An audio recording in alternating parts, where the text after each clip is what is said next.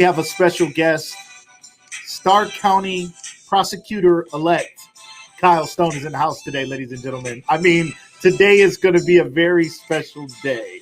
I'm so honored and excited to have my friend here with us today, my attorney. I mean, he was. I mean, I think he's going to be busy, but nonetheless, I'm excited that he's here today. We're going to talk about what it means to be a prosecutor. What does that look like? We're going to talk about, for the people of Stark County, what are his plans? What is he thinking? What's up and coming? Where does he see us 3 months from now, 6 months from now, a year from now? With all the civil unrest and all the things we're dealing with across the country, what role does a prosecuting attorney play? We're going to talk about that today. We're going to take your questions. Let me make sure I get this chat up here. Shout out to everybody coming on. Tyler Thatcher, Miss Gloria Pope, and Hagen. Welcome to the show. Glad to have you guys here today. I see you guys here in the comments. Join the conversation. Make sure you share this broadcast wherever you're watching from. Make sure you share it. Tell somebody about it. Call somebody. Text somebody. Tell them they don't want to miss this. Today is a very special day as we've all become more engaged in the political process and in voting. And record numbers came out and voted this November, which is a celebratory moment for all parties, because that's what it's about. That's how we take a part in this great democracy we have, is we voice our concerns. Protests are fine. The other things we do civilly are fine, to stand up for what we believe. But our biggest and most important way of spreading our voice is through our vote. And shout out to everybody who got out there. I know many people for the first time got out and voted this year, and your vote made a difference. Shout out to everybody who's here today. Miss Lisa Lucas, Court, a.k.a. Court and Canvas. Glad to have you here today. I'm going to ask him about your role in this special thing. I see you in all the pictures. I saw you hosting events. Shout out to my cousin, Lisa Lucas. Shout out to her and all the things that she's done. When you got a Lucas in your corner, now I'm going to guess my first name is Lucas and her last name is Lucas, but we are cousins. We are first cousins. My family's last name is Lucas. And no, my name is not Lucas Lucas, as people often ask me. I don't know what makes people think to ask me, is your name Lucas Lucas? And I'm like, I'm going to leave now, and I'll come back when you get some sense. And I just walk away. But nonetheless, proud to be a Lucas, proud to be a part of the Lucas family. And when you got a Lucas in your corner, they don't play around. They get things done. All right. They make things happen. So shout out to the Lucases out there. Miss Venus, welcome, welcome, welcome. Glad to have you. Miss Isha in the house. Glad to have you here today. My beautiful wife, Corinne Marie. Thank you for sharing this broadcast. Say shared if you shared the broadcast. Music is loud. Thank you, Christina, for letting me know. My music was a little loud. We're trying something a little different. Jairus Tucker, glad to have you here today. Thanks for coming in on LinkedIn. Appreciate that. All right. Robert Johnson, my man, welcome, welcome, welcome. We got to do some music. We're going to do some music here soon. You know what I'm saying? Going to do some music. Christina Vaughn, glad to have you. Miss Marche Lucas. I told y'all, when you got Lucases in the house, things are going good. Amanda Jean Dukes, my wonderful producer. Thank you for being here as always, for your support here. Miss Jessica Newman, Aunt Lang, glad to have you. I almost missed you there. You guys, thank you for being here. We really appreciate it. Excited again to talk today.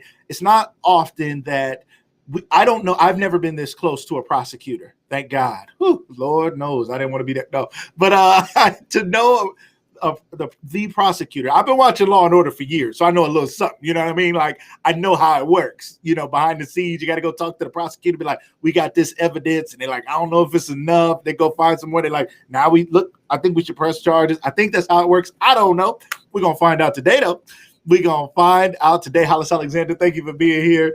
We're gonna find out today. So excited to talk about this today. Make sure you guys share this broadcast. Also, couple announcements before we get started. Shout out to our sponsor, Restream. Shout out to Restream. Ladies and gentlemen, you're thinking about starting a podcast. Maybe it's an audio podcast, but you want to record it. And maybe you want to put the videos out at some point. Restream allows you to not only go live, as I'm doing now, it allows you to put pre-recorded content out in a live format. So it's like most of the shows you watch on TV are on, it's a new episode. So it came on at 8 p.m. on Tuesday night, but it wasn't actually filmed. It was filmed live, but they're showing the filmed version live during 8 p.m. slot. So you could say to social media through Restream, I want this video that I recorded, be it a 2-minute video or a 2-hour video, to play at 8 p.m. on social media, blast it to 30 plus social media platforms, and it'll appear live on those social media platforms. So that makes a big difference when it comes to how social media looks at it. So if you want your content to be seen, and or you want to do a live show or a live concert or a live anything, and you want it to go to Facebook and YouTube and Twitch and Periscope and all these other places, you can do that through Restream. If you're interested in Restream, let me know. I want to connect you to my people at Restream, get you started. I want you to use my referral link. You know what I'm saying? I want them to know you my people. You came with me. I'm trying to build a Restream dream team. I told the CEO, I told the people there that I want to build a Restream dream team. Okay, so if you're interested in doing it, let me know. I'd love to connect you to Restream and get you going on that. I already had several people who I've talked to about that. Also, you may have seen it on my TV show. You may have seen it on my social media posts. You may have seen it where I said we are going to do a Lucas Live Media virtual pop-up shop. Ladies and gentlemen, I cannot wait. QVC better watch out. Home Shopping Network, I don't even know if you still exist. Y'all better watch out because we're about to do something special on Lucas Live Media. Lucas Live is the show you're watching now. Lucas Live Media is the platform. It's a network. It'll be a channel one day. You're going to just be seeing it everywhere one day, right? Lucas Live Media is the business behind it. It's the network behind Lucas Live that I am building. And I'm going to have other shows and other things that don't even feature me on Lucas Live Media in the future. And coming up soon, we're going to have a virtual pop-up shop. Now, I want you guys to be clear on how this is going to go. Some people are thinking about a virtual pop-up shop, and they're thinking, I don't have a tangible good. I'm looking around for something to grab. I don't have a tangible thing to sell. I sell a service. I'm a real estate agent. I'm a life coach. I'm any number of things. I do makeup. You can come on this show. You pay for your spot like a vendor table. You get 10 minutes to come on. I do an interview with you. We talk about your brand. We talk about your business. We get people to follow. We get people to buy. And you can sell your services and or your products. So maybe you do have t-shirts. Maybe you do have books. Maybe you do have cookies and baked goods and things that you sell, crafts and other things. You should come to the virtual pop-up shop. You want to get exposure. You want to be seen. It's the holiday season. People are spending money. You want them spending money with you. Again, or maybe you offer a service. You might be an attorney. Again, you might be in car sales. You might be a real estate agent. You might be something that nobody knows about, but people need to know about. And you want to come on the show. Okay. So this is an opportunity for me to get more people on. There's so many people who've talked to me about wanting to come on the show. I want to get everybody on. I'd love to do it, but I can't. So this way you're going to pay for your vendor spot, which is going to show support to the show. And it's going to allow you to come on and have your moment, your commercial, your time to come on QVC. It's going to be bigger than QVC. I'm telling you, QVC going to have to watch out. Because Lucas Live, and we call it the virtual pop-up shop now. It's going to have its own thing. I can see it being something that becomes an ongoing thing in the future. But right now, you want to sign up. You want to send an email. You don't want to miss it. You can send an email to shop@lucaslivemedia.com. I should have had that typed in, but let me do it now. Shop@lucaslivemedia.com. Boom. Let's see if we can get that on the screen. Shop@lucaslivemedia.com. If you are interested, send an email and just say an email. My name is so-and-so and I am interested. Can I get some more information? How much is a vendor table? And if you don't want to come on live because you're like, I'm not really ready. I don't know if I really want to be interviewed. I don't know, right? I've been in quarantine. Got my stuff together. If that's you, we also are offering shout outs. So you can get a 30-second commercial / shout out for a smaller price where we shout you out. In between guests, we'll say, oh, shout out to so-and-so. Shout out to Sugar Babies Cookies. Shout out to my girl, Keena Woods. Check out Sugar Babies, if she pays me. You see, I just did a free one for her. She owed me money. It's all good. So everybody, make sure you guys reach out to me. Shop@lucaslivemedia.com. Love to have you guys be involved. Thank you guys for the love. I see you guys. Thank you. Excited to have you guys. Thank you, Keisha. Thank you, guys. I'm excited about it. It's going to be a lot of fun. All right, ladies and gentlemen, I want to bring on our guest for today. I mean, this is going to be a special time for us. It's a moment of celebration, ladies and gentlemen. For those of you who know this guy, for those of you who did not, it is an opportunity to meet him. If you are in Stark County, he represents all of Stark County. So he represents you as the Stark County prosecuting attorney-elect. He represents you now and in the future. If you live outside of Stark County, you may be wondering, what is the role of a prosecutor? You may be an African-American who have never seen a young man like this in a position like this. You may have always thought that the cards were stacked against you because everybody on the other side, no one ever looked like you. Well, that's no longer true in Stark County. Yet I know for sure that he is a man of all people, not just of the people or of his people. He's of all people. That's who he's always been. I know that's who he'll always be. I'm excited to welcome to the show my friend and former attorney, Mr. Kyle Stone. Welcome to the show. Hello, Lucas. Thank you for having me. Very much an honor and a privilege to be here tonight.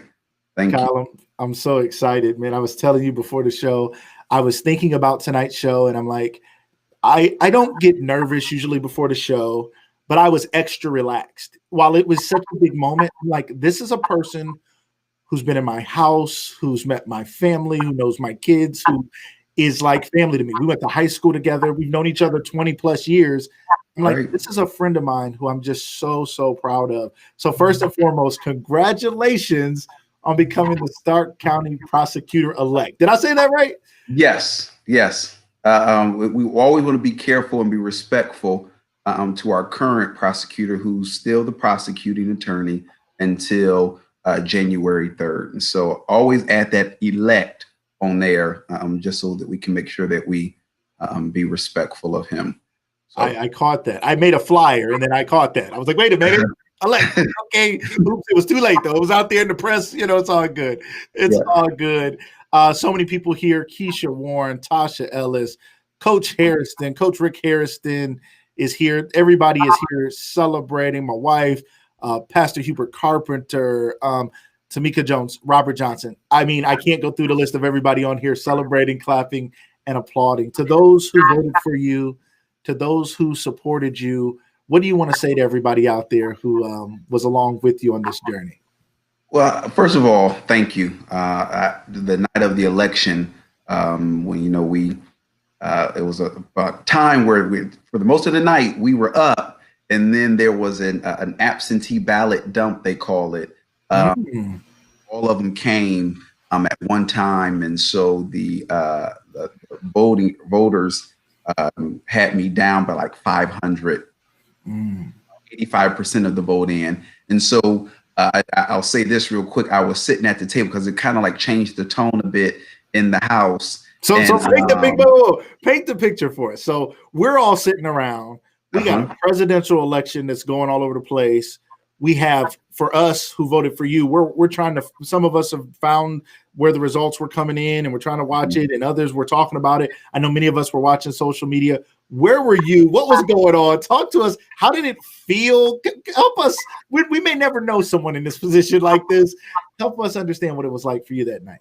So you had mentioned Lisa K. Sims, my treasurer, and so we hosted my election night event, and kudos to her, Jeff King, Christian Turner, just a whole bunch of other people that some of them don't want to be necessarily mentioned. They were very, very instrumental, my sisters, and what was very instrumental in helping us win this election. But so we're at Lisa's house.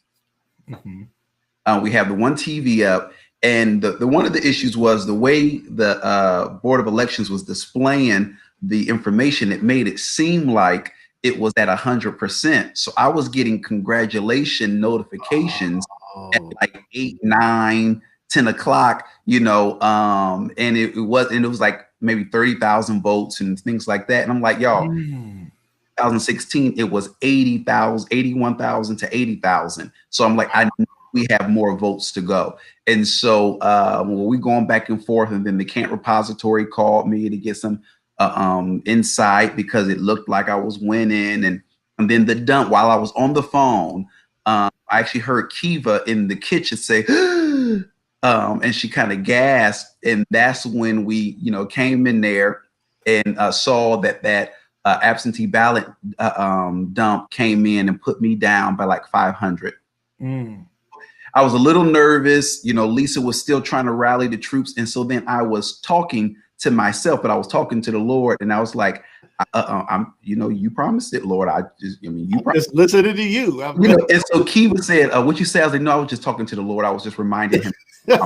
What he said to me. I just was reminding him. And so, as we saw the 85% that was still left out there, we looked at the outskirts and saw that the areas that still hadn't turned in their voter information was predominantly Republican areas. And so there was a certain level of confidence, not only because of the promise but also because of what we could see.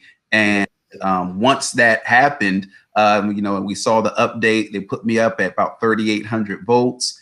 And then while I was still got 1% left, and finally updated it and it said 100%. And so I still was calm, cool, and collected pretty much the entire night. Wow. I stayed that way, and it really didn't start setting in until last week, actually. Yeah. Because we wanted to wait for the election results to be certified, which they were yesterday. And it was actually a little over 4,000 votes that I won by, wow. After the certification. And so it's really, I'm speechless, because Lord has been so faithful. I'm so gracious, and I don't take it for granted at all that I will have the opportunity to serve the people in this capacity, in this way. It's a big deal, Kyle, and I don't think we all understand what your role means. So I'd love for you to share with us tonight. I also want us to talk about the road ahead, in that there's a lot of people in communities that have fought against the criminal justice system, right? And the prosecutor is not somebody who they generally looked at as a friend. And even now, I think it's important for them to understand what you will be, because you have a responsibility. It's like if I get sworn in as the captain of the police department, while people may congratulate me, I still have a responsibility to protect and serve, which means if you're on the wrong side of this equation, you're on the wrong side of these. I got a job to do. So can you tell us a little bit about what the role of a prosecutor is and help paint that picture for us? Because I don't want anybody to be caught off guard, because I can see a year from now somebody saying, I thought he was for us. I thought he was for me. And it's like, well, no, I'm for the people. I'm for the community. I represent protecting what's right. You tell us, what does it mean to be the prosecuting attorney in Stark County or any county, and what should we expect? So one of the things that's important is I was having a conversation. I was at a meeting, and somebody asked me this question. She says, how are you going to deal with the whole idea of Black men prosecuting other Black men? Wow. And I said, the problem with the system is there's a lack of trust. Yes. Trust the system. And because the people don't trust the system, they believe and perceive that the system is against them. In times, in certain situations, it has been true. And so from the systemic and implicit bias that exists amongst different individuals. However, I said, because my pillars was unity, transparency, and justice. When justice is your focus, it's easy to be transparent. Wow.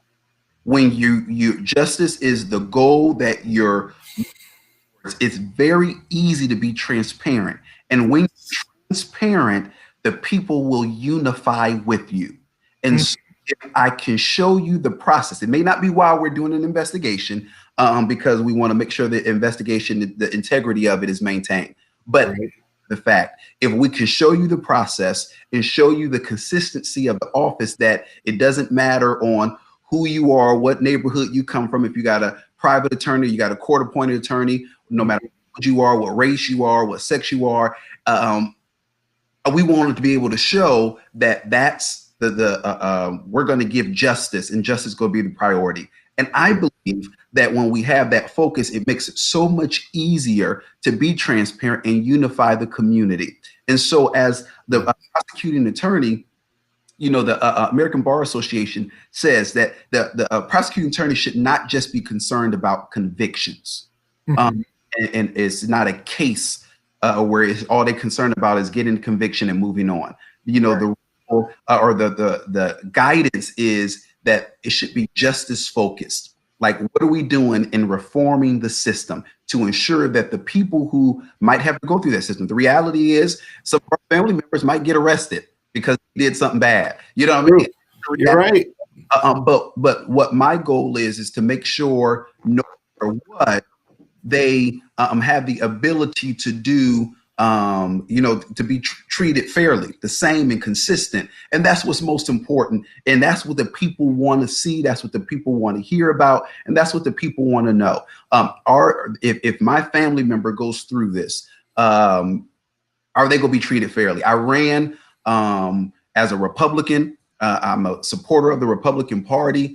And however, I just need people to hear this. I will represent all of Stark County. I will be protecting all of Stark County. I don't care what political party you're from. I don't care if you're black or white, young or old. My goal and my call to duty is to protect every citizen of Stark County as the prosecuting attorney. Is to ensure that nobody is pushed to the side, nobody is mistreated, nobody we can no longer be satisfied with how we've done things over the past 20, 30 years. There's a new approach to criminal justice, and it has nothing to do with political parties, but everything with doing what's right, what's fair, what's equitable, and with justice in mind. And so that's my goal. That's my plan. And hopefully the people they've rallied. Let me just say this. The people have rallied. And I appreciate support across the board. I tell you, it couldn't have happened if I didn't have the support of multiple people. I had a couple speak to me. I was out and about, and they said, generally, we vote red. That's what we vote. But she said it was so encouraging to see how much support you had across the board. Yes. And she said, and the kind of people we need in positions like the prosecutor's office, that multiple people can rally behind them, that it's just not lopsided from this area or that area, but the majority of the people can rally behind them. And so I'm really excited about the opportunity. It's a big deal. It really is. And it's a big deal. It's not easy to do. Let me say that it is not easy to do, especially in 2020. We are living in some of the most, if not the most contentious times from a political party standpoint. I think people who didn't even know if they were in a party or not joined a party, got locked in, and were voting one way or the other on their ballot. Like, I'm a Democrat, so I got to vote all Democrat. But you had a way of, you changed that. I'm certain that there are people they looked at those ballots and they're like, there's somebody who voted all Democrat except for this guy, all Democrat except for this guy, because you're a person for the people. And my personal opinion is we get stuck in gangs too quick. I think a lot of people don't even understand Democrat versus Republican, a lot of the views, a lot of the bases. You and I talked about this before you ran, and we talked about what it meant and what it meant to you and what it would mean to a community to run as a Republican in a day and age where especially the Black community so often is so anti-Republican. But you said it to me, and I knew it when we talked about it. You said, Lucas, it doesn't matter what they call me. I'm a child of God. I'm here to serve him. He called me to do a work. And whether it's in a church house, a courthouse, or my house, I'm going to do what I'm called to do under whatever party people want to, however people want to look at the party is what it is. The platform you agree with, your purpose you live for. So help us understand, how did that play? How is that for you, standing up when others are saying, I don't believe in a Republican, I wouldn't vote Republican, I didn't think I was going to do that. How did you get people to come together, and what did it mean to you? So one of the things was this, because people knew me. Yes. My reputation of integrity exceeded me. And so people were able to say, because we know Kyle, and you're exactly right, they went down the list and was like, Kyle is the only Republican that I'm voting for. And so while I appreciate that, I understand the context, I understand the situation, and I understand the position that the people are in. And so with that in mind, we adjust. And well, I won't say it necessarily adjust, but you just explain to people that it doesn't matter. In a position of a prosecutor, now it would be different if I was in the legislation, because I'm fighting for legislative changes and whatnot that might be different, depending on the party that you represent. However, for the prosecuting attorney, it doesn't matter, because if you're a Republican or Democrat, justice should be the priority. And so if justice isn't the priority, you probably shouldn't be in the position, because that has to be the focus. That has to be the direction that you go in. It has to be so. Yes. That's what helped me, is because I was able to explain to people that it doesn't matter what party I'm affiliated with when it comes to the prosecuting attorney's office, because it's all about justice. That has to be the focus. And I have to give kudos, and I told him this to the party chairman. He sent me an email, and he said, all you owe the people, Kyle, is to govern well. Wow. And wow. I get you, because it's an honor to be able to stand before the people and before God, that he would trust me enough to govern well for the people, to do right with the people. And so Corey just said, unfortunately, justice gets entangled with politics, and she's exactly right. But I promise you guys, and I want y'all to hold me accountable. All 4 years, I personally am gonna make sure I don't let politics get entangled with justice. But I'm asking you all to keep me accountable. That's where that transparency comes, because if we're transparent with the community, they will hold us accountable. And I'm just grateful, and that govern well just keeps resonating in my ear, in my head. It's whatever you do, just govern well. Well, I that is a powerful statement, and to get that kind of support from others coming in. You're a young man at that. I mean, you're relatively younger, early in your career. Law school takes many years. You don't get through it at 21, right? 22, like just coming out of college, like the rest of people do. And yet you built a reputation in a short amount of time. I can tell you, I hear people talk about you. I remember sitting in a barber shop in the inner city, and you and I were working together on something, and you were helping me and my family with something in the suburbs. But I'm in the inner city with my people, and I'm in the barbershop, and we're dealing with some other kind of stuff out in the suburban school district. And yet in the inner city, in the barbershop, some guys who are walking a totally different life than me are talking about you there, saying, this guy is serious. This guy is real. He cares. He wanted to hear my story. He wanted to know what was going on in my life. He didn't just treat me like a number. He is a real guy. He really cares. That's a big statement, to be able to move with so many different crowds, to be able to show love and support for so many different people. How do you think that has helped you in the past? And how do you think that type of mentality and heart for the people is going to serve you as a prosecutor? Because maybe as a prosecutor, again, you're going to be on the other side of things. How do you think that heart is going to help you?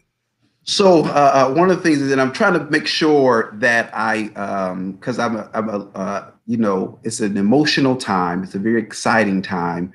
We have people that are not here, that can't be here to celebrate. And so one of those individuals, first of all, my mom, but one of those individuals was Pastor George Dunwoody. Yes. He always taught me is how to love people.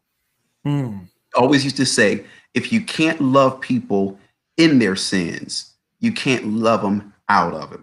And so he told me that we had to be able to love people wherever they are, whatever situation it is. You got to love people. You got to hear what they're saying. You got to know what's going on with them, and you got to genuinely care. And so carry that perspective for so many years of just caring. And I'm telling you, this is the honest to God's truth, that I cannot go to bed at night knowing that I mistreated somebody or that I'm shy. So my conscience won't allow me to do certain things. And so that's why when I go and talk to these young brothers, I'm willing to listen. I'm willing to hear what they have to say, because it could have been me. Wow. I grew up in a single parent home. And it could have, I mean, it could have been, we grew up on the south side of Canton, southeast, 1455 Willett, down the street. It could have been me. Absolutely. And so I'm grateful and thankful that I've been afforded the opportunities to go beyond, to go to college, to go get a master's degree and get my law degree and whatnot. It's just amazing. I'm still at awe of what the Lord has allowed me to see. I'll be the first to say I'm not perfect. I'll be the first person to say that I'm not perfect. But I know the God that I serve, he is perfect, and his perfect will always happen.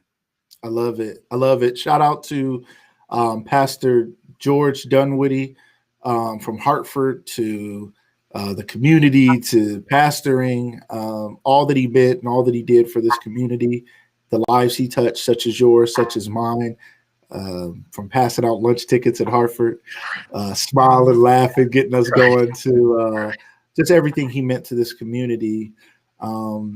He made an impact, and I know how much of an impact he made on your life.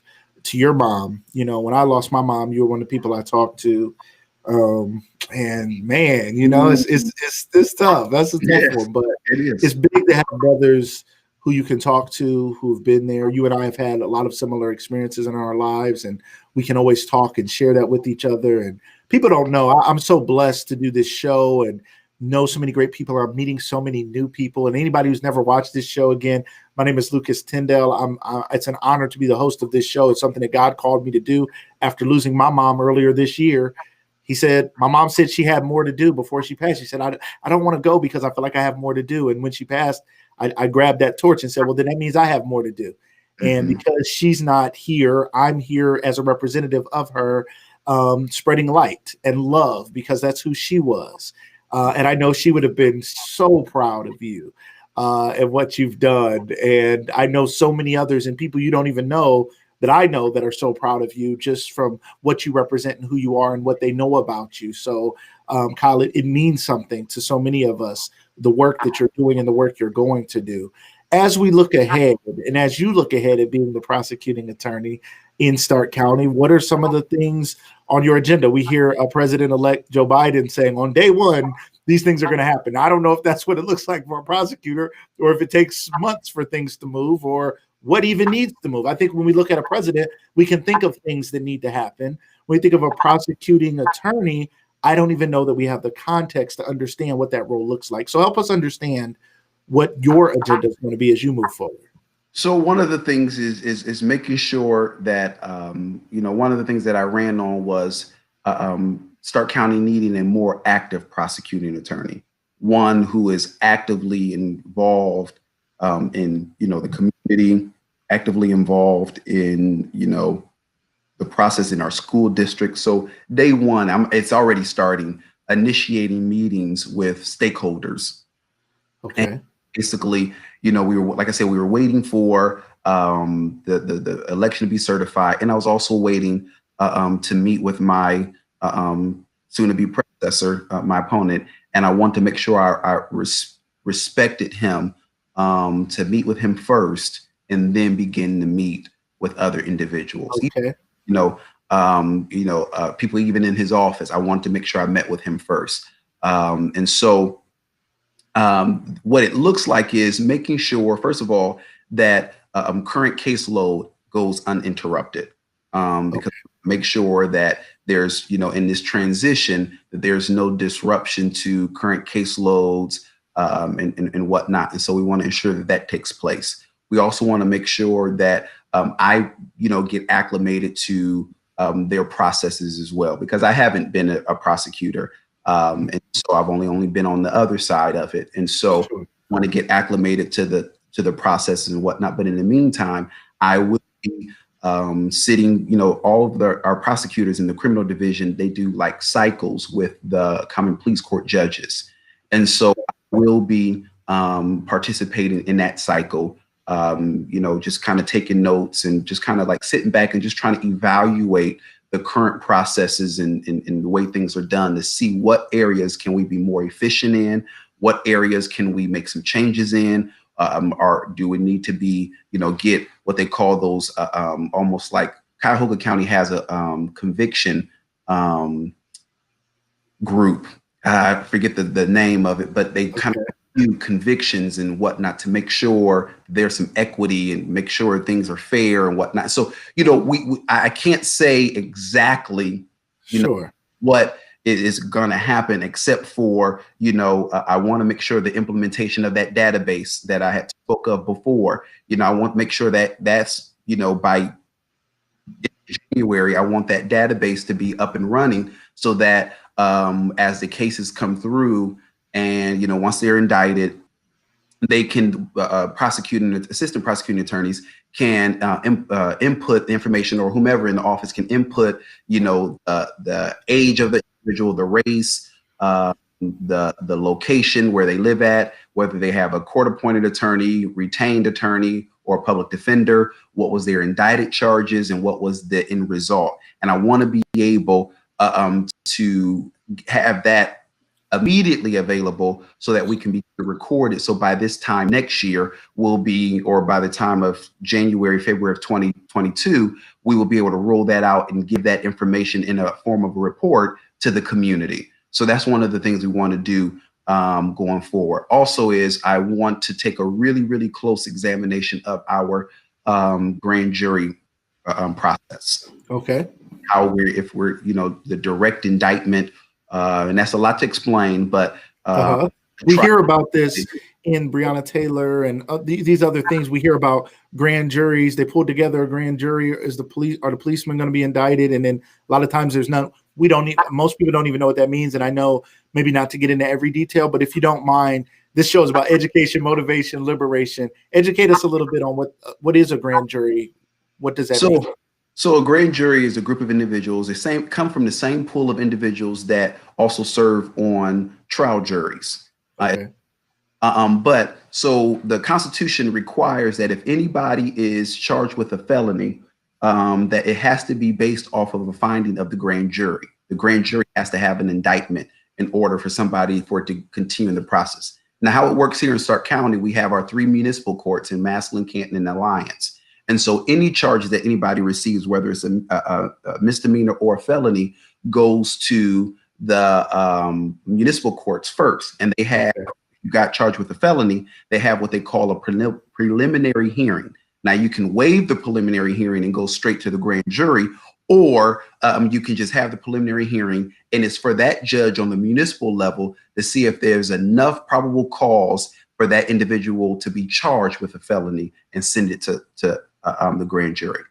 And what we're trying to do, and what a lot of other jurisdictions do, like Summit County does it a lot, Cuyahoga as well as Franklin, they do a lot of direct indictments to where it doesn't even stop at the municipal court. They go straight to the grand jury. And so I want to see more, if not all, of felonies go straight to the grand jury rather than going to the preliminary hearing, going through the municipal court, because you protect potential witnesses and you protect the integrity of the investigation. Interesting. And so, and at the same time, sending them directly to the grand jury also will require us to ensure, my office is working with the police departments, that the evidence that they're presenting is sufficient to ensure that an indictment can be obtained. A very smart lawyer in this area, I won't say his name, but he said a prosecutor could literally indict a ham sandwich if they wanted to. Wow. Because the indictment process is more of a prosecutorial process. It's more favorable to the prosecution. It's not it's not the opportunity for the defense to make their case. It's not interesting. And so it's really it's more one-sided. It's pretty much. Yeah. And that's where we see sometimes some of the issues that we've experienced is the over indictment. Which we see, in the situations to where there's more charges and people are put in a position where I have to choose between, going to jail for 30 years or going to jail for 2 years or 3 years. And so they Taking that decide, 3 because I feel as though I'm already guilty because the prosecutor prosecuted it at a level that said it's worthy of coming in front of people. So it looks like they're looking at me as guilty in some way, and I don't want to face 30 years. And a lot of times we see prosecutors pushing for people, and we see people taking pleas, and they still say they're not guilty. Some are, some aren't. So you're saying you want to reform that. You don't want people to be in this position where they're pleading out for stuff that they never did, just out of fear and sometimes out of lack of resource, right? If they can't have a quality attorney, they may be thinking, this person's not going to get me off. I'm not doing 30 years because I got random attorney A that was free. Is that right? Help me understand. And that's really it. And so what tends to happen in these situations, it detrimentally affects a certain demographic more than others because of the financial restraints. And so because those financial restraints or the limitations are there and in place, that changes things, and that, messes it up. And it just kind of makes it imbalanced for the people. And so if I'm in a position to where I really can't, afford that attorney, or I'm in a situation where I can't, do X, Y, and Z, then I'm willing to take the plea deal that's been offered because I may be able to escape going to jail, or I'll go for a smaller amount and just take my time. And so we want to be in a position to where that does not happen, that nobody is put in a position where they have to decide of taking I just don't believe in it. It's not right. Yeah. It's just not ethical. It's not right. And I love that you are not going into a position saying, this is the box that the position is. This is what it is. We go in to get a conviction rate. I always talk about, I remember the movie Law Abiding Citizen with Jamie Foxx, one of my favorite movies. And he was a prosecutor. And he was trying to get a conviction rate. He was trying to get people convicted, trying to get the door open to shut cases and get stuff done. And people were angry on both sides. One side is saying you should have prosecuted this situation harder, but you just let them plea out or get something less so you could get a conviction rate. And on one side, there's people who are saying, I'm being prosecuted unfairly and I'm pleading out to things I didn't do. So what do you say to people on that side who would say to you, my loved one was killed? I don't want, what are you talking about a plea deal? What are you talking about them only doing 5 to 10 years? They should be in jail for the rest of their life. I won't have my loved one for the rest of their life. How do you see? I know these are not all black and white and they're not all going to go the same. When you think of those moments, as a person with such a big heart, cares about the people, cares about the families, cares about the community, what are your thoughts on navigating moments like that? So one of the things is I want to be able to have a great relationship with our police force. And here's why it's important. Because in those situations, we want to make sure that the investigation is so solid from the beginning to the end, or everything about the investigation and the evidence is so solid. These are the elements of this crime. I need y'all to give me evidence that supports the elements of these crimes, so that when we go to the grand jury to get it indicted, it gets indicted. And then when we go to trial, if we have to go to trial, then we can prove our case. It's important that both the police force as well as the prosecutor's office is on the same page with regard to justice and making sure there's integrity in the investigation, that if anybody reviews it, they did everything right. There was no illegal search and seizure. There was no, they did everything by the book, and we can stand on it. And so in those situations, you are in a position to be able to say to a family, we're doing everything that we can to ensure that justice is being done. Does that happen every time? No. Sometimes mistakes are made. Sometimes things happen. But I believe that you got to take responsibility, because at the end of the day, as the prosecuting attorney, it's not my assistant's responsibility, or it's not their name, it's my name. And the people are going to hold me accountable. And so if we happen to drop the ball, if we happen to make a mistake, I have to own it and then correct it. Simple as that. And so in those situations, you want to be able, because I do have a heart. I have a heart for people. And so you want to be able to say justice must be served. Sometimes I can speak of a case that I represented an individual on, and his family was saddened. At the sentencing hearing, I represented this young man. He had committed a crime. He committed a murder, and he took responsibility for it. And so he got, we were able to come to an agreement. He got the minimum, which was 18 years to life, I believe it was. And so in those situations, sometimes that works best, rather than going and having the family go through the whole process of a trial and whatnot. And because of Marcy's law says that the victim's family or victim's family must be made aware of the proceedings. The prosecutor's office has to contact the victim or the victim's family in order to, at least communicate them with it. They don't get to say so, but you are required by law to inform them of what's happening, what's taking place, and what the end result potentially could be. I love it. I love it. Kyle, on a lighter note, celebrating something like this, right? How are you celebrating? What are you thinking? I know you took a couple of days off at least. Take us behind the scenes, your family. I know you're a grandfather, although you're a very young man. I'm a grandfather too, even though I'm a very young man. What did the celebration look like? I know there's people out there watching right now who are thinking they just want to scream and shout and celebrate. They're so happy for you.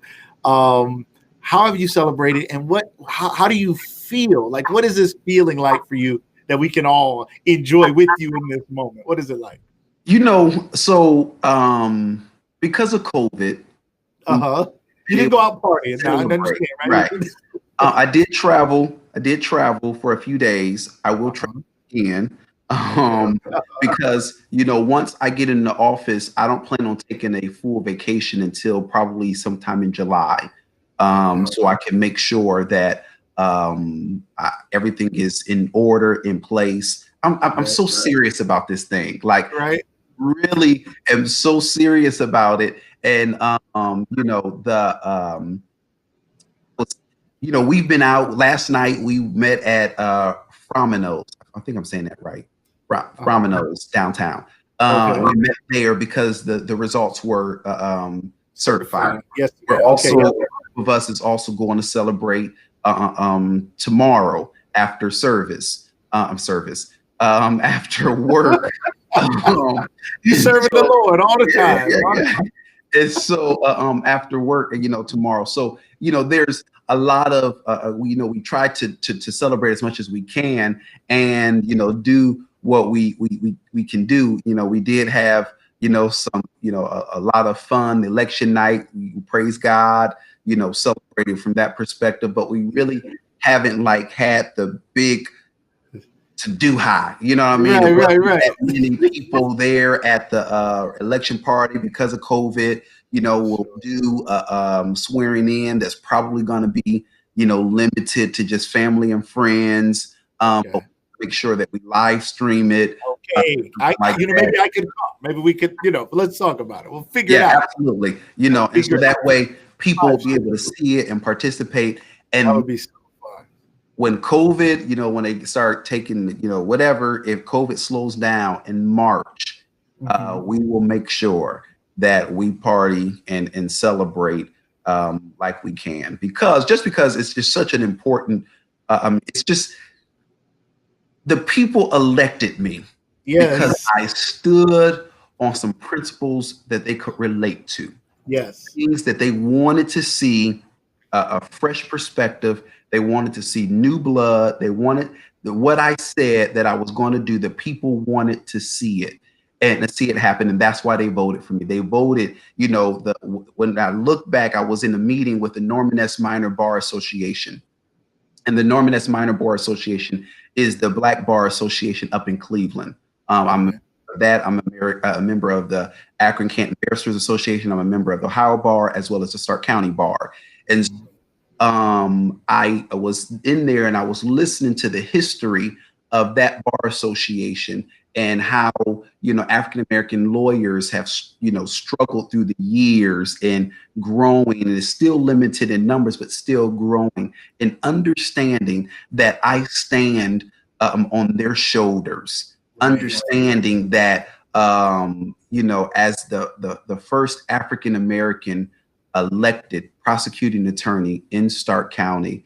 It's just amazing. And here's another amazing thing is because I've looked, I will be, when I get sworn in effective January 4th, I will be the only African American prosecuting attorney in all of Ohio. And yeah, and so there's a responsibility. I love that responsibility that the expectation of change taking place is high. And one thing I can guarantee you is change is taking place. It will take place. I can guarantee that. I may not know all of what I can guarantee, but I can guarantee you change. And so just because my vision is different, my perspective is different, my life experiences are different. And so I'm just so grateful. I had a conversation with someone who thought that my campaign was like bankrolled by some big money donors, thinking that some big money donors, had my campaign going. That's how I won. But the reality is, we had $12,000. Countywide. Let me make this. I need people to hear this because this is where and help them understand the context of like what's normal, what other people are using. Yeah. Go ahead. Yeah. So this is where the testimony comes in at, because when we started the campaign, the word is that and the standard is you need at least $50,000 to start. Wow. You need at least $50,000 to start, and then you got to try to raise money on your own and do this. We had altogether 12 grand. We couldn't campaign hardly. Our social media is what we needed to do. I mean, we worked it and just did what with the signs. I had signs all across Stark County. All across Stark County, we had signs. And so $12,000. But I'm reminded, see, I got it. Y'all got to watch the testifying. Go ahead. I'm reminded that when he took the 2 fish and the loaves of bread and was able to feed a multitude. Yes. When it's his plan, he's able to take what we thought was a little, much. Yes. And so when I was having this conversation with this individual, I'm like, you just don't understand. We didn't have hardly any money. And I didn't get from like big donors. There's a few, some people who gave, $1,000 here and $1,000 there and whatnot. And so it was like a few who did that. But the majority was like $100 and $25.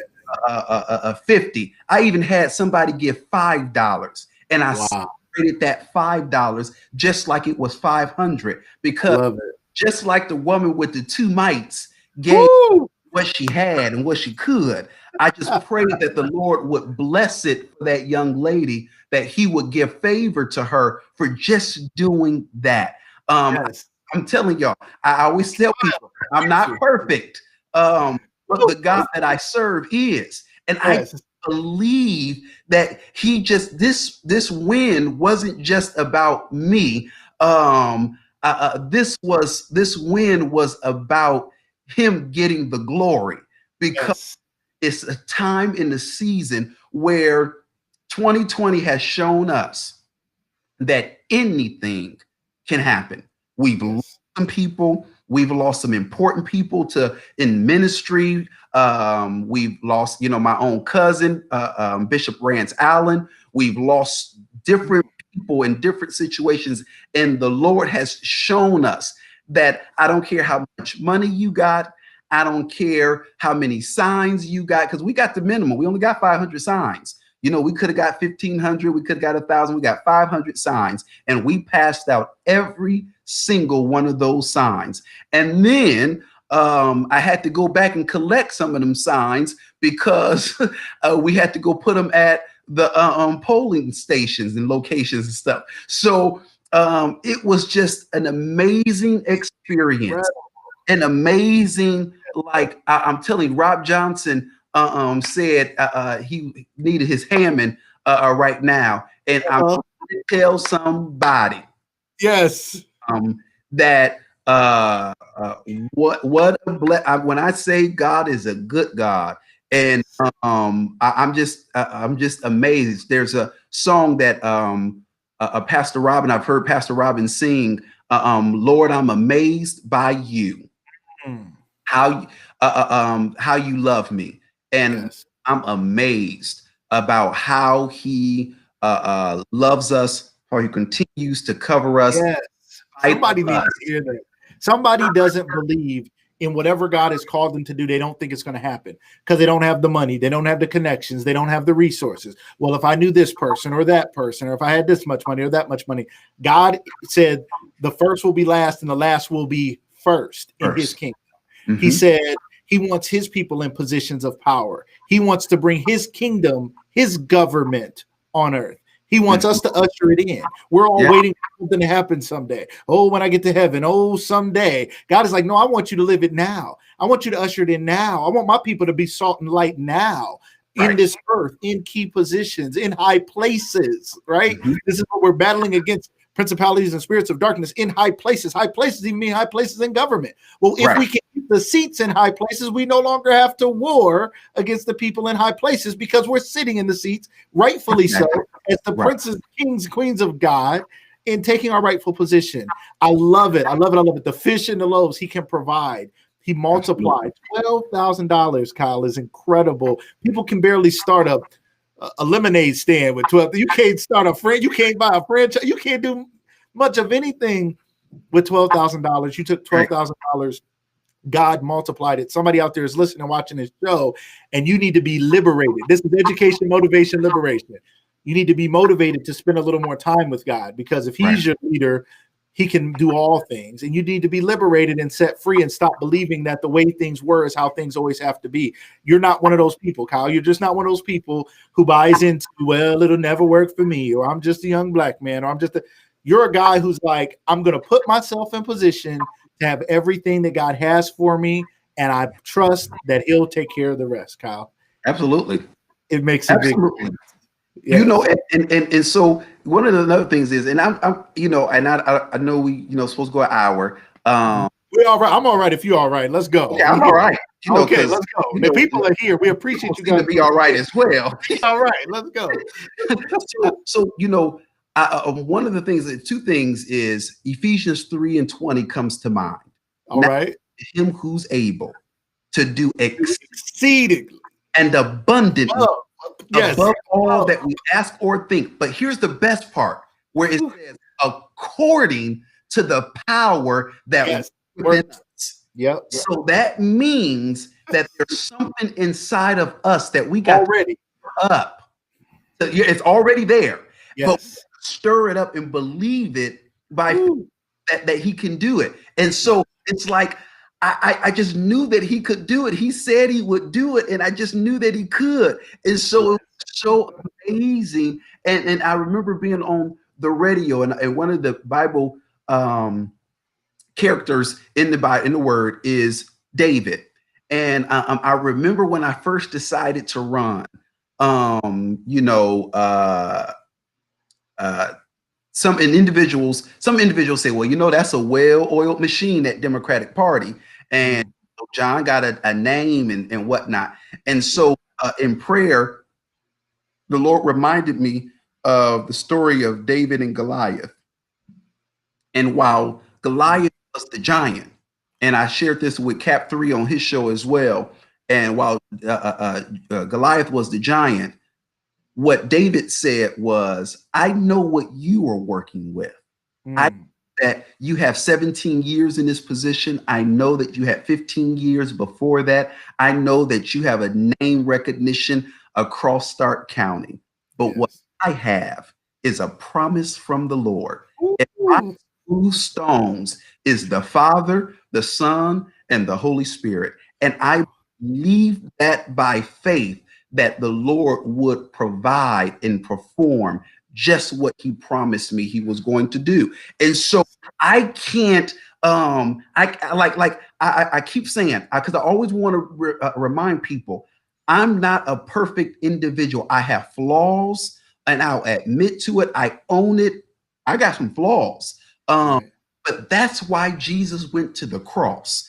Um, Yes. because he knew that we had flaws. He knew that Absolutely. issues. And so, in my imperfections, living in this imperfect world, trying to impress imperfect people, still live before a perfect God. Let me say that again. I'm an imperfect person living in an imperfect world, trying to impress imperfect people while living before a perfect God. And so his timing, his plans are perfect. Everything that he does well. And so I'm just amazed. And I'm trying to tell people, if you have dreams and visions, dream, dream, because if he gave you the dream, he's going to give you the tools to put in the work. And then sometimes he'll give you even more favor that it doesn't even come as a struggle as it might have come for somebody else. Sometimes favor just ain't fair. Sometimes, it's some people that look like, who is this young man that will be celebrating, who's currently only in his 5th year of practicing law, a young black man at the age of 37, decided to run for Stark County prosecuting attorney and end up winning. Who is he? I am a child of the Most High God. That's who I am. I can't take no credit for it at all. It's the favor just ain't fair. I'm using bad grammar. It just ain't fair. It ain't fair. It ain't fair, Kyle. I don't know what to say, but it just ain't fair. And he's just it's almost like speechless. Yes. Because it's just so amazing. And the people, when I say I love people that supported me, it's so amazing that even our country was being divided. Yeah, literally. There's no more contentious year in my life. I don't remember anything like this.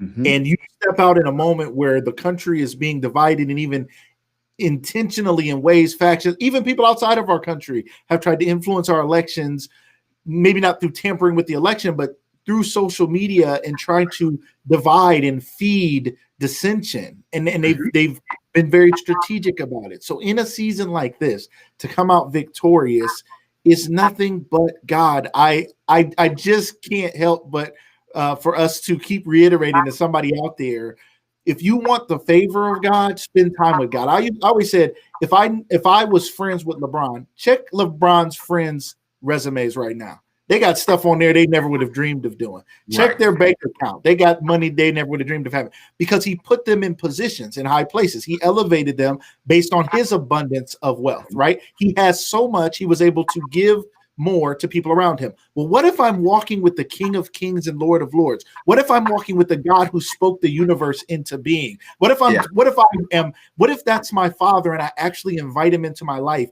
And every time I talk to him, I said this to somebody earlier, I said, we have to stop talking to God only when we're praying for something or thanking him for something.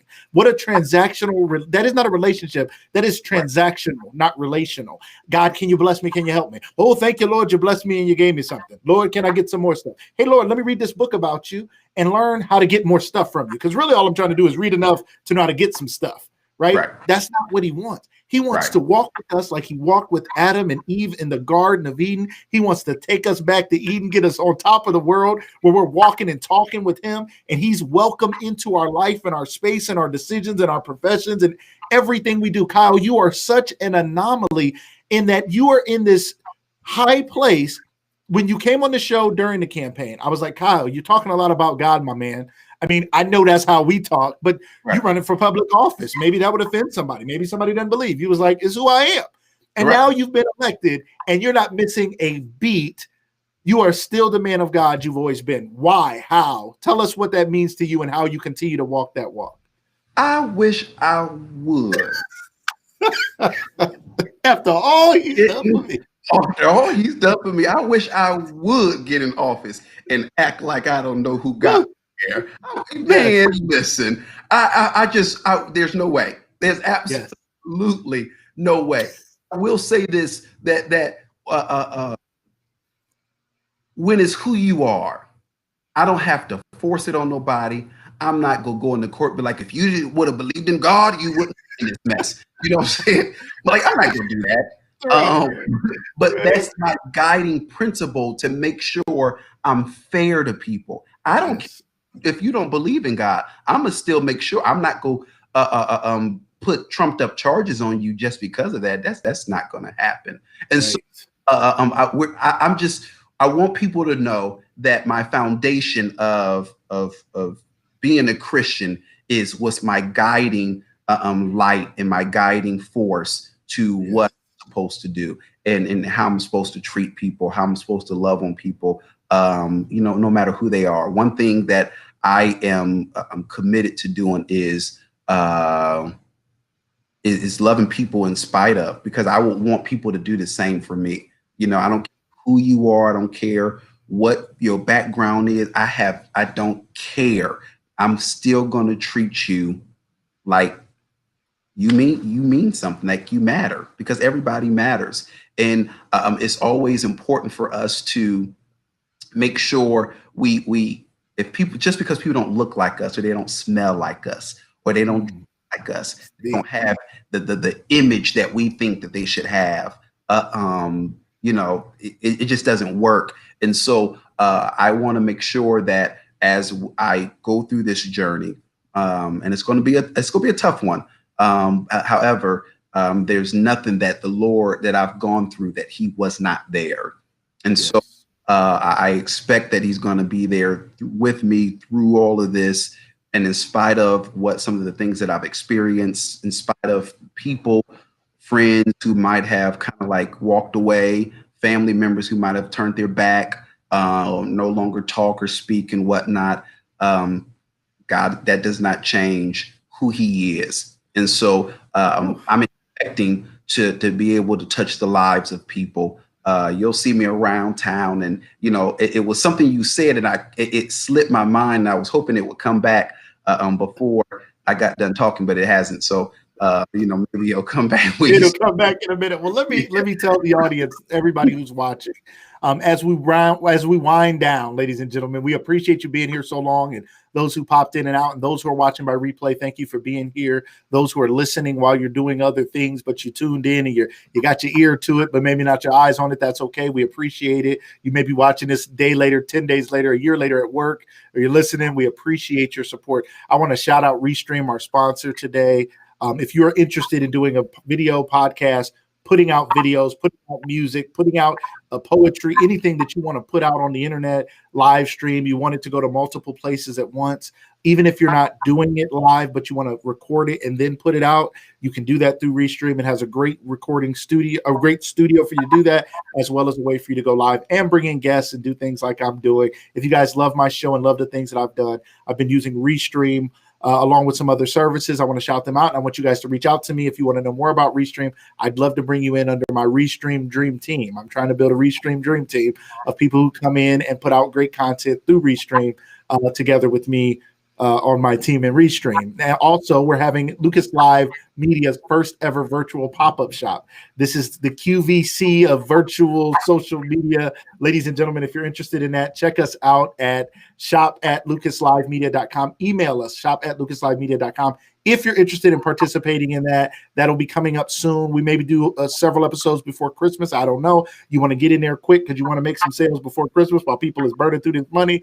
And then we'll do some things in the future. Shout out to Ebony Akron, who will be my co-host on that. QVC, watch out. If you have a business, a service, you might be an attorney, you might be a chiropractor, you might be selling books, t-shirts, hats, makeup, any number of things. You want to be here. You guys see we have a great audience, great support here at Lucas Live and Lucas Live Media.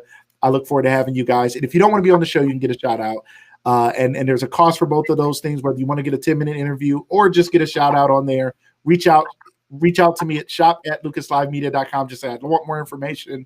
I'm interested, and we will get with you. Kyle, this has been a special time just talking to you, having a moment, because this is what we do.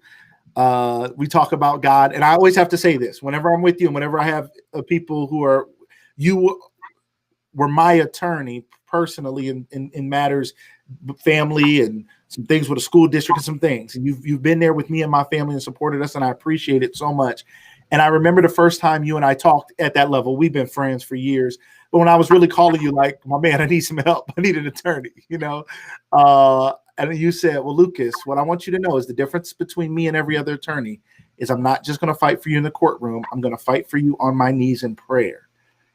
And I remember hanging up the phone and I was almost in tears because it was a difficult time in my life. Anytime you're going through anything, right? It's a very vulnerable, difficult time. To hear the confidence you had that I will help you and your family through this difficult time. I will make sure I'm not about going to court and getting nasty. We're not about going in there and doing anything dirty. I'm going to do things the right way. And I'm not just going to fight for you in the courtroom. I'm going to fight for you on my knees in prayer. Kyle, that meant so much to me. And I know I'm not the only one out there who can say thank you. We love you. The work that you've done already has meant so much, and the work that you're going to do is going to mean even more. To everybody out there who's watching, Kyle, one more time, just let them know what you believe and what you see for yourself as you move forward as Starr County's elected, the new Starr County prosecuting attorney elect. What can they expect from you, Kyle? They can expect fairness, justice. They can expect for us to be, kind. They can expect us to be reasonable, and they can expect change to take place. A more hands-on approach from the prosecuting attorney's office, more criminal justice reform focus, so that we can try to make people better. And try to make our neighborhoods and our communities safe, all of those things. And so I really want the people to know that it's going to take all of us to do it. It's not yet I was elected. However, it's going to take the community together, to working together to make sure that this happens. We cannot do it by ourselves. And that's why unity is one of my pillars. And it's important that we unify together across party lines, across economic status, across age, gender, across sexual orientation. I mean, we're talking about everybody. We have to come together, whether they're Christian, believer or not a believer. We have to come together because everyone, I don't know anyone, I've never met anyone as of yet who wanted injustices to take place. And so I believe that when we do it together for our families, for our community, that things will happen. And I'm just one of the things that continues to drive me is making sure that I utilize the gifts and talents that the Lord has given me. I want to utilize those and continue to utilize those. And so that's where I want to leave with people is work together. I mean, like I said before, we're so divided in our country, but in Stark County, for Kyle Stone to get elected, people came together. But nobody else's campaign, even though some other people won. I can't speak for their campaign. All I can do is speak for Kyle's campaign, and the team that helped me, and the people that was there in support of me, is just amazing. And thank you, Lucas, for giving me this opportunity to share with the people. to not only share my vision for the office and for reform and for seeing those changes, but allowing me to freely express my love for God in breath. I cannot stress it enough how imperfect we are as a people, but how perfect He is. And it looks beyond our faults and sees what we need. And so the need that He saw in Stark County was a need for change. And so we believe that the vision and the platform that was presented to the people was enough. Yes. For me. So I'm grateful to all. And it's just look at God. Look at God. Setting a new tone with Kyle Stone.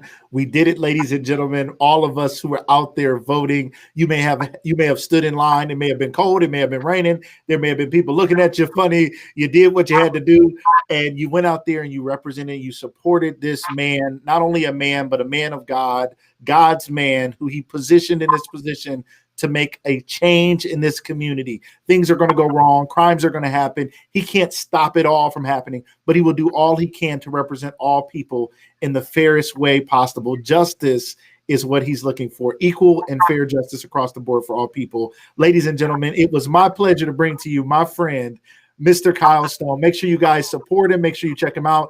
There's more work to do. He said we have to come together. Let's get ready to come together and continue to support the work he's doing. And when you hear somebody say, I don't like that he did this, or I don't like that he prosecuted this that way, or my cousin went to jail for something they did, step up and say, come on. It's a difficult job. He's doing his job. He's following God. He's doing the best he can. Somebody's going to say he's going to make a decision you're not going to like. And you're going to say, I thought he was a man of God. That's the first thing people like to say, because I know they said it about me. I thought you were a man of God. So that means I have to do what you want me to do all the time, or right. has to favor you. I'm God's man. God, I'm following Him. And as Kyle said, we're not perfect people following God. We're doing the best we can. And He's going to do the best He can. He's going to do the best He can to represent all of us and do it in the fairest way possible. Let's continue to support him. I had a yard sign in my yard telling people vote for Kyle Stone, and I will continue to go to bat for him day after day, even when people don't like it, even when people don't like decisions, because I'm in your corner, Kyle. I'm on your side, and I'm extremely proud of the work that you're doing. Thank you so much for coming on Lucas Live this evening. I look forward to talking to you. We'd love to go live as you are sworn in and let the people see that special moment. So that's the plan. Let's go ahead and tell the people that that's a go. We'll make sure that let's do it. Yep. Lucas Live, you guys will see it here as they swear him in. We'll be there live. We'll broadcast it here on Lucas Live Media. Make sure you guys are liking and following us on social media, Facebook and YouTube especially, so you guys don't miss that special moment. When is that date? We don't know yet. Somebody is okay. Hi. You got to get it. Say hi. Hi, Brooklyn. It's the grandbaby. I love Brooklyn. You got to love the grandbaby. Yeah. So Brooklyn. We don't have a date yet, but we will have one soon. Okay. I got to make sure that the judge who I want to do the swearing in is available and willing to do it. I'm almost positive, but you guys will hear more information. Sounds good. Get to that. So. We'll be there. We'll be there with cameras. We'll be there excited. We'll be there ready to roll. So thank you so much, Kyle. Brooklyn, see you, sweetie. Kyle, take care. Ladies and gentlemen, thank you guys for being here for another wonderful episode of Lucas Live. We'll see you guys again next week. Have a safe, happy holiday. Happy Thanksgiving, everybody.